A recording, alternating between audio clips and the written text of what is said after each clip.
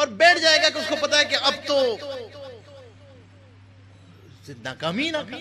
एक आदमी आएगा पूछेगा क्या हो गया, मैंने बोला कुछ नहीं, एक नेकी चाहिए। कहने बस एक नेकी चाहिए? कहने हाँ एक नेकी चाहिए।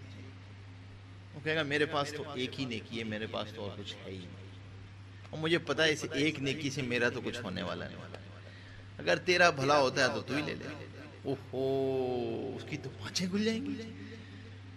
वो कहेगा अच्छा। अब वो लेके भागेगा अल्लाह के दरबार में। अब अल्लाह तबारक व तआला सब कुछ जानते हैं ना। अल्लाह पूछेंगे क्या हुआ, कहेंगे अल्लाह एक नेकी मिल गई। क्या अच्छा, आज हमारे दरबार में हमसे ज्यादा भी कोई सखी है, लाओ। अब अल्लाह जानते हैं, जब वो लाया जाएगा तो अल्लाह तबारक व तआला उससे सवाल करेंगे क्यों दी तूने?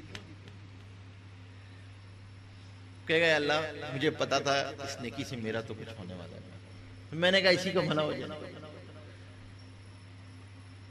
तो अल्लाह तबारक व तआला फरमाएंगे आज के दौर में हमसे, आज के दिन हमसे ज्यादा सखी कोई नहीं, जाओ तुम दोनों जन्नत में जाओ। तो वो दोनों जन्नत में चले। फिर पता चलेगा ओ ये जो मैं घर में दाखिल होकर सलाम करता था इस पे क्या मिलता। बुजुर्गों ने लिखा है रिस्क की तंगी के चीजों में जहां एक टोटका वो ये भी है कि घर में दाखिल होकर सलाम करो जोर से, कोई भी ना हो ना फिर भी सलाम करो।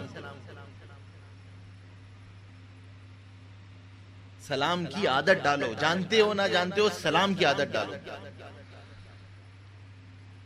क्या मिलता है सलाम पे पता है? अस्सलामु अलैकुम व रहमतुल्लाहि व बरकातुहू पे क्या मिलता है? 30 नेकियां मिलती हैं बंदे खुदा। तो अल्लाह तबारक व तआला ने इंसान की इस गफलत की तरफ इशारा किया है कि देखो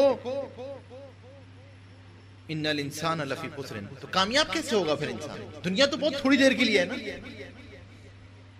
मैंने एक्सेप्शंस आर देयर इल्लल्लज़ीना आमनू। पहली शर्त क्या है कामयाबी की? ईमान। जो आप लोग अकायद पढ़ रहे थे ना, ईमान, दिल में अल्लाह की जाते आली का यकीन। और इसकी मश्क 3 चीजों से कर लो। एक छोटा सा जिक्र है, हज़रत साहल तस्तरी रहमतुल्लाह ने लिखी है एक हिकायत कि मैं अपने मामू के साथ जब मैं 3 साल का था तो मामू तहज्जुद पढ़ा करते थे रात को। मैं कभी उठ जाता तो उनके साथ बैठा होता था। तो मुझे मामू जो है वो कहने लगे कि अच्छा तुम लेटे तो होते ही हो, 3 चीजें पढ़ा करो, अल्लाह मई, अल्लाह हाजिरी, अल्लाह नाज़िरी। अल्लाह मेरे साथ है, अल्लाह मेरे अंदर है, अल्लाह मुझे देख रहा है। बस ये 3 मरतबा पढ़ लिया। क्या मेरी मैं लेटा होता जब मेरी आंख खुल जाती मैं 3 मरतबा ये पढ़ लेता था, अल्लाह मई, अल्लाह हाजिरी, अल्लाह नाज़िरी। जब आदत पड़ गई तो उन्होंने कहा अच्छा 7 मरतबा पढ़ा। मैं 7 मरतबा पढ़ने लगा। फिर मेरी आदत पड़ गई है कि मैं ये जब मेरी आंख खुलती मैं ये पढ़ता था। तो फिर उन्होंने मुझसे एक दिन कहा कि क्या समझे? कहने लगा मुझे ये लगता है कि अल्लाह तबारक व तआला जो है मेरे साथ हैं।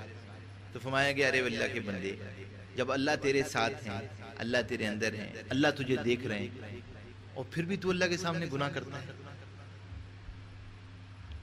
उसकी नाफरमानी उसके सामने करता है।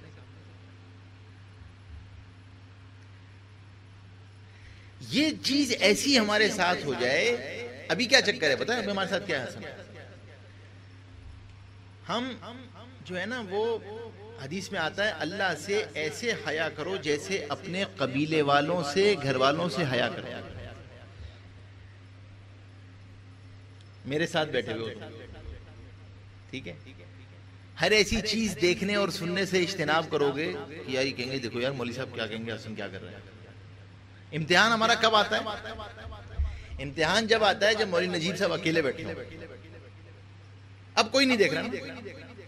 अब मैं क्या करता हूं?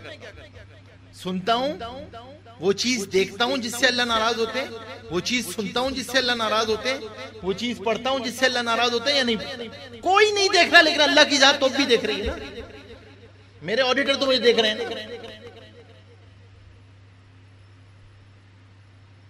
तो ईमान की मश्क क्या है? जैसे मैंने आपको वल असर इन्नल इंसान लफी खुस्र, पहली आयत की जो मश्क है वो ये है कि अपना निजामुल औकात बना, ये मुतालबा है। दूसरी आयत का मुतालबा क्या है कि एक मश्क करना सीखो, इसकी मश्क करो। वो ये है हमजा कि नमाज से पहले इसकी मश्क कर लो। सुन रहे हो ना दानियाल, यही हो ना, जाना मत कहीं भी भाई, इस वक्त बाहर नहीं जाना है, बिल्कुल यहीं रहना सब लोग, ठीक है? हाँ, जाना नहीं है तो कहीं भी, टाइम बहुत थोड़ा है। वो ये है मश्क के नमाज से पहले ये सोचो कि मैं अल्लाह के सामने खड़ा हुआ हूं, जो मैं पढ़ रहा हूं अल्लाह तबारक व तआला की जात सुन रही है और अल्लाह मुझे देख रहा है। बस इस चीज की, ठीक है? जो अल्लाह की तीन सिफात है, अल्लाह की जात समी है, बसीर है, खबीर है। इन तीन सिफात का इस्तेहजार नमाज शुरू करने से पहले अपने 1 सेकंड के लिए बताइए, 1 सेकंड के लिए इसकी मश्क करो। जिस वक्त नियत कर रहे हो ना, ये मश्क करो। आप मुझे बताओ कि मैं आपसे कहूं कि हसन मुझे सूरह फातिहा सुनाओ सबके सामने, तो आप कितने एहतमाम के साथ पढ़ेंगे ना, भाई सब सुन रहे हैं, मौलवी साहब सुन रहे हैं, साथी सारे बैठ के सुन रहे हैं, और हम सब खुद तय करें। अब सूरह फातिहा क्या है? सूरह फातिहा एप्लीकेशन है जो अल्लाह के दरबार में आदमी दरखास्त पेश करता है, अल्लाह कबूल फरमाते हैं इसको। जो हर आयत पे अल्लाह जवाब दे रहे होते हैं। जब अल्हम्दुलिल्लाह रब्बिल आलमीन बंदा कहता है, अल्लाह जवाब देता है। अर्रहमानिर रहीम कहता है, अल्लाह जवाब देता है। और हम खुद फैसला करें कि जब हम नमाज में सूरह फातिहा पढ़ते हैं किस रफ्तार से पढ़ते हैं। नहीं, मुझे खुद फैसला करके बताओ कि कभी टीचर के सामने इस रफ्तार से एप्लीकेशन पढ़ो तो उसको समझ में आएगी? बताओ। बोलेगा क्या कहा भाई, क्या चाहिए, क्या करना है, बता दो।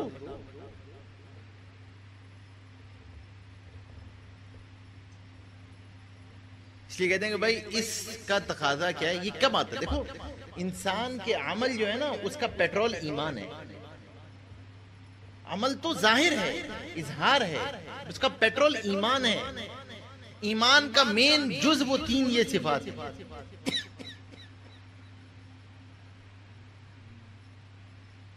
मुझे पानी लगा, वो ये 3 सिफात है। कौन कौन सी 3 सिफात है? और उर्दू में बताओ क्या करना है हसन, क्या क्या सोचना है?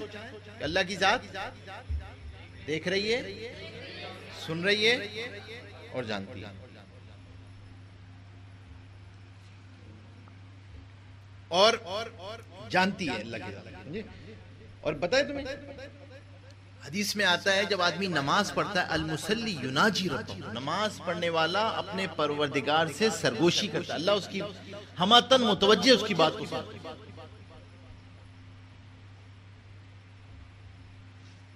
तो हम तो अल्लाह को सुना रहे होते हैं। अरे अपने कारी साहब के सामने बैठ के, अपने मौलवी साहब के सामने बैठ के जो इतने एहतमाम से पढ़े और अल्लाह तबारक व तआला को सुनाए तो उस रफ्तार से सुनाए।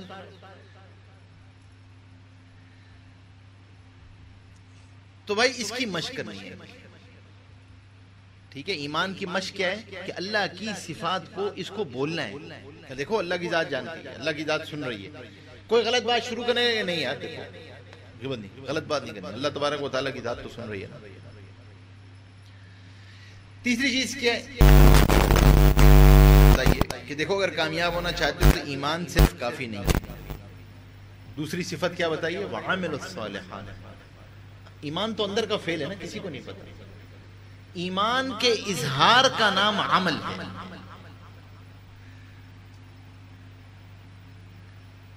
कहते हैं अरे साहब जाहिर की क्या बात है, ये तो अंदर ही होना चाहिए। भाई मन तो अंदर होता है साहब, मौलवी साहब आप बाहर। मैं कहता हूँ भाई देखो, अल्लाह तबारक व तआला की एक सुन्नत है। अल्लाह की सुन्नत पता है क्या? वलन तजिद लिसुन्नतिल्लाहि तब्दीला। अल्लाह की सुन्नतें तब्दील नहीं होती।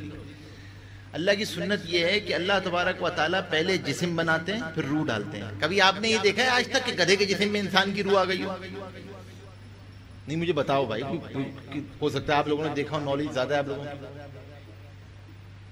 हैं? बताओ हसन, बताइए भाई। पहले जिस्म बनता है, फिर रूह आती है ना। पहले सूरत बनती है, फिर सीरत आती है।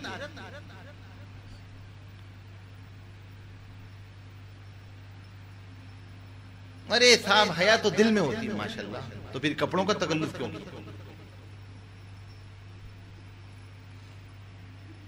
ये कहां की ये सारे के सारे जो है ना वो बस जबरदस्त किस्म के जो है ना जहन में हमारे वो बैठे हुए हैं टोनी। हमारे एक दोस्त है वो मिसाल दिया करते हैं टोनी, वो कहते हैं ये सब टोनी है जहन में। सुनिए तुम लोगों ने मिसाल टोनी की? ओहो, कंप्यूटर चलाना आता है? किस किस को आता है? पता है ना कंप्यूटर में एक वायरस होता है,